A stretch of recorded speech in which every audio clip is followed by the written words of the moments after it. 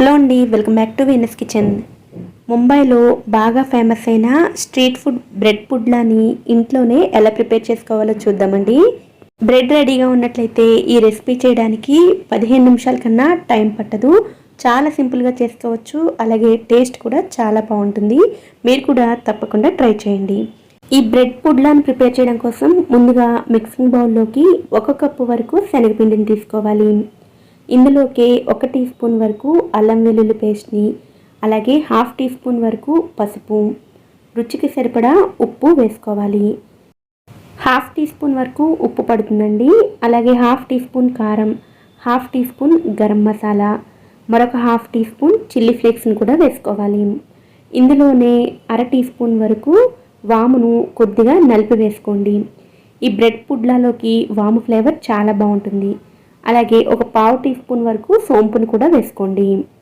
ముందు వీటన్నిటిని బాగా కలుపుకోండి. ఇలా కలుపుకున్న తర్వాత ఇందులోకి కొద్దిగా నీళ్ళు వేసుకుంటూ కలుపుకోవాలి. మనం మిరపకాయ బజ్జీలకు పిండి ఏ విధంగా అయితే కలుపుకుంటామో అంతకంటే కొంచెం పలుచగా కలుపుకుంటే సరిపోతుంది. దాదాపుగా 1/4 కప్పు వరకు నీళ్ళు పడతాయి. పిండి కన్సిస్టెన్సీ చూడండి, ఇలా వీడియోలో చూపిస్తున్నట్లుగా ఉండాలి. ఇలా కలుపుకున్న ఈ పిండిని మూత పెట్టుకుని 5 నిమిషాల పాటు పక్కన పెట్టుకోవాలి. ఈ బ్రెడ్ పుడ్లాని ప్రిపేర్ చేయడం కోసం నేను ఇక్కడ 4 మిల్క్ బ్రెడ్లను తీసుకున్నానండి. సాధారణంగా ఈ రెసిపీని మిల్క్ బ్రెడ్తోనే చేస్తారు. మీకు నచ్చితే బ్రౌన్ బ్రెడ్తో కూడా చేసుకోవచ్చు.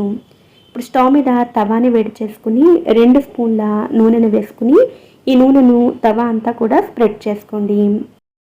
ఈ రెసిపీని స్ట్రీట్ స్టైల్లో లాగా నేను ఐరన్ తవా మీద చూపిస్తున్నాను, కానీ నాన్ స్టిక్ ప్యాన్ అయితే నిదానంగా లో ఫ్లేమ్లో పెట్టుకుని చేసుకోవచ్చు.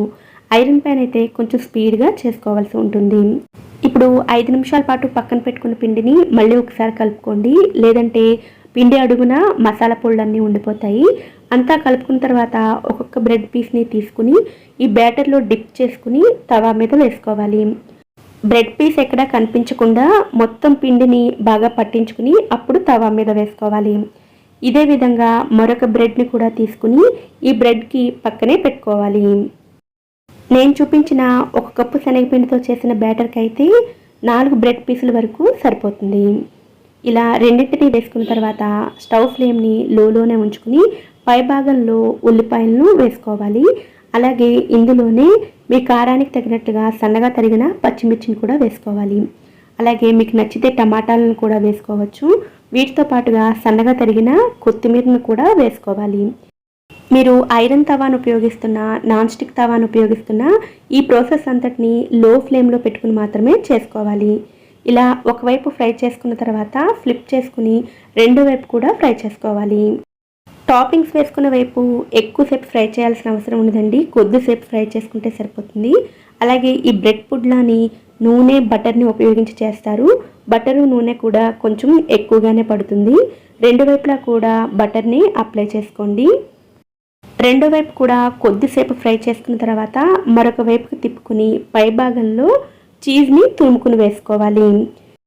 ఇలా చీజ్ని తురుముకునైనా వేసుకోవచ్చు, లేదంటే మీ దగ్గర స్లైసెస్ రెడీగా ఉన్నట్లయితే స్లైసెస్నైనా సరే వేసుకోవచ్చు.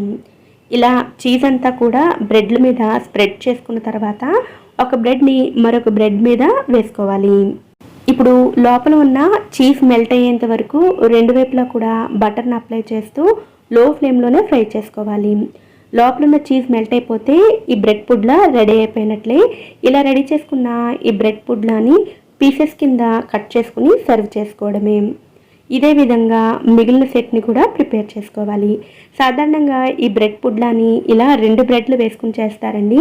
ఇలా చేయడానికి మీకు ఇబ్బందిగా అనిపిస్తే 1 పీస్తో కూడా చేసుకోవచ్చు.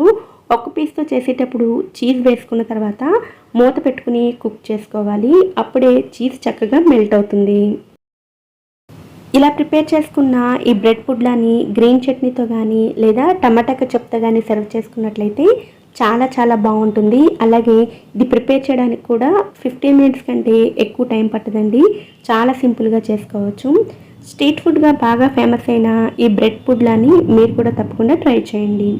ఈ వీడియో కనుక మీకు నచ్చినట్లయితే వీడియోని లైక్ చేసి ఛానల్ని కూడా సబ్స్క్రైబ్ చేసుకోండి. నోటిఫికేషన్స్ మిస్ అవ్వకుండా ఉండడం కోసం పక్కనే ఉండే బెల్ ఐకాన్ని కూడా యాక్టివేట్ చేసుకోండి. Thanks for watching.